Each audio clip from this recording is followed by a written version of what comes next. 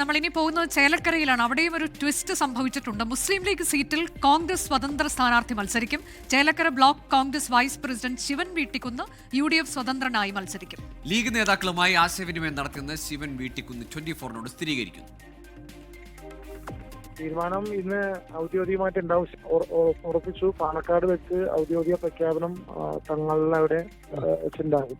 UDFന്റെ സ്വതന്ത്ര സ്ഥാനാർത്ഥി ഇതിന്റെ സീറ്റിൽ UDF സ്വതന്ത്രം. ഞങ്ങളുടെ മുന്നണിയിലെ പ്രമുഖ കക്ഷിയല്ലേ. ശ്രീകുമാരൻ ചേരുന്നുണ്ട് തൃശ്ശൂരിൽ നിന്ന്. ശ്രീജിത്ത്, എന്താണ് ചേലക്കരയിലെ പുതിയ ഈ സാഹചര്യം? ഒരു കോൺഗ്രസുകാരൻ ലീഗിന്റെ സ്വതന്ത്ര സ്ഥാനാർത്ഥിയായി വരുന്നു, എന്താണ്?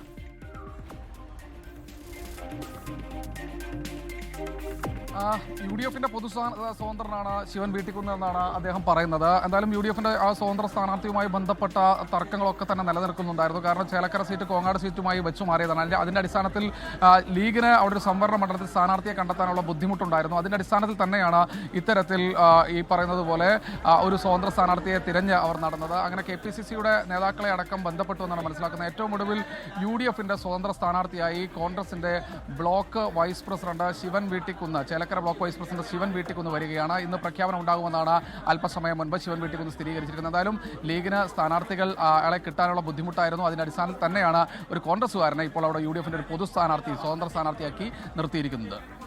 ലോകത്തെവിടെയായാലും ഏത് സമയത്തും 24 വാർത്തകളും ഓഗ്മെന്റഡ് റിയാലിറ്റി പാക്കേജുകളും എക്സ്പ്ലെയിനറുകളും വിശദമായി കാണാൻ ഞങ്ങളുടെ YouTube ചാനൽ നിങ്ങൾക്ക് സബ്സ്ക്രൈബ് ചെയ്യാം.